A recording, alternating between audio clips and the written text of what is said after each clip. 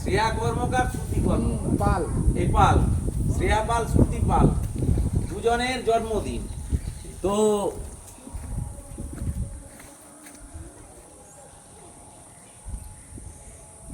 আমরা তোমাদের জন্মদিন পালন করে থাকি না, করি না? করি তো।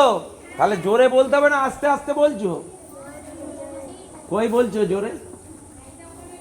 জন্মদিন পালন করা হয় না হয়নি?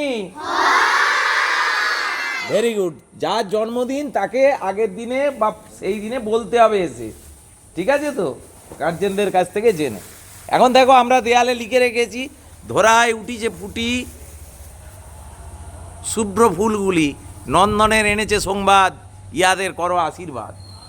এটা আমি বলিনি, কবি বলেছেন রবীন্দ্রনাথ ঠাকুর। ছোট ছোট ছেলে মেয়েরা যে পৃথিবীর বুকে আসে তারা হচ্ছে ফুলের মতো। ফুলকে যেমন সবাই ভালোবাসে, ফুল খুব পবিত্র, ফুল দিয়ে পুজো করা হয়। সেই ফুল আবার এইখানে দেখো আমরা ফুলের মাঝে ছবি এঁকে রেখেছি যে তোমরা কি রকম। উদ্যোক্তার পাশে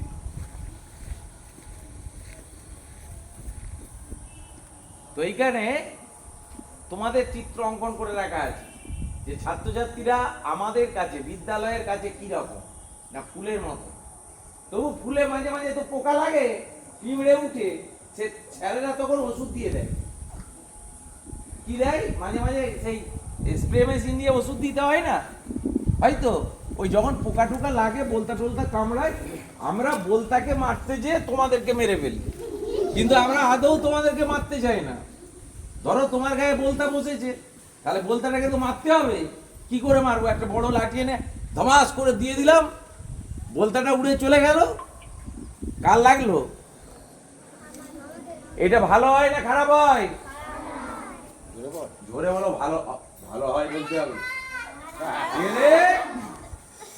তুমি বলো ভালো হয়, আরো জোরে। স্যার খুব ভালো হয়। এইভাবে বলো বলো বলো, এইভাবে আমাদের যদি মশা কামড়ায়, পোকা কামড়ায়, তাহলে বড় বড় লাঠিতে করে পোকা বা পিঁমড়েগুলি মেরে দেবেন। তাহলে আমরা খুবই আনন্দিত হব। করো। হ্যাঁ, ভেরি গুড। এইবারে আমাদের শ্রেয়া শ্রুতি রোদ লাগছে, ছাওয়াতে চলে এসো, এইদিকে করে দাঁড়াও, এদিকে চলে, এই দিকে দাঁড়াও। হ্যাঁ,